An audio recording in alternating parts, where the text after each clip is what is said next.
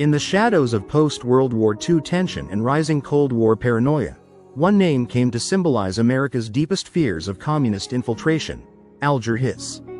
A respected government official and former State Department advisor, Hiss stood accused of being a Soviet spy, a charge that not only destroyed his career but became a lightning rod for political division, media frenzy, and ideological warfare in the United States.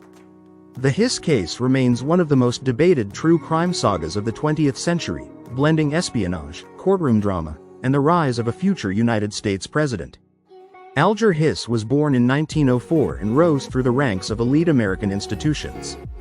A graduate of Johns Hopkins University and Harvard Law School, he clerked for Supreme Court Justice Oliver Wendell Holmes Jr. Before working in various New Deal programs under Franklin D. Roosevelt's administration. By the 1940s, Hiss was a prominent State Department official and had participated in major international efforts, including the founding of the United Nations. To most observers, Hiss was the epitome of the polished East Coast establishment. He was intelligent, articulate, and politically connected. But in 1948, all of that would come crashing down. The scandal began when Whittaker Chambers, a former Soviet spy turned Time magazine editor, testified before the House Un-American Activities Committee, WAC, that Alger Hiss had been a member of a secret communist underground in Washington during the 1930s. Chambers claimed that he and Hiss had worked together to pass classified government documents to the Soviet Union. Initially, Hiss vehemently denied even knowing Chambers. But when Chambers provided more information, including the fact that he once went by the name George Crosley, which Hiss recognized, the denial began to crack.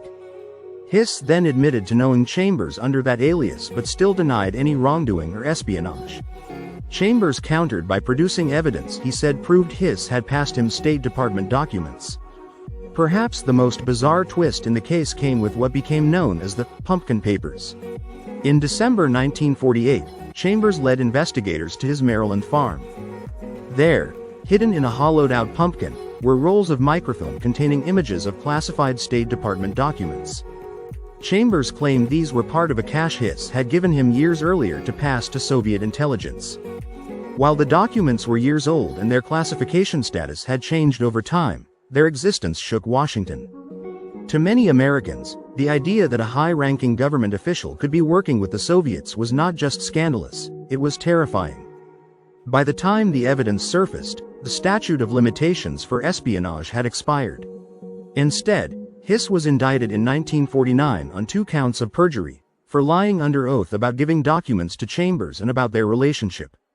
His first trial ended in a hung jury, but the second trial concluded in January 1950 with a conviction. Hiss was sentenced to 5 years in prison and served about 3.5 years.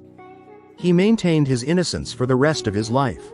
It helped elevate the profile of a young Republican congressman named Richard Nixon, who had aggressively pursued the case as a member of HUAC. Nixon's role in exposing Hiss helped catapult him into the national spotlight and set the stage for his future vice presidency and eventual presidency. For many Americans, the Hiss affair confirmed their worst fears about Soviet espionage.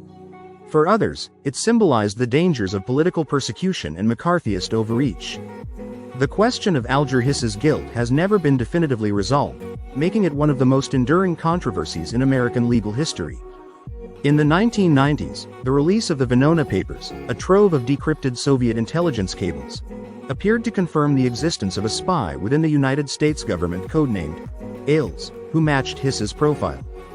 While not a smoking gun, many experts believe this evidence strengthens the case against him.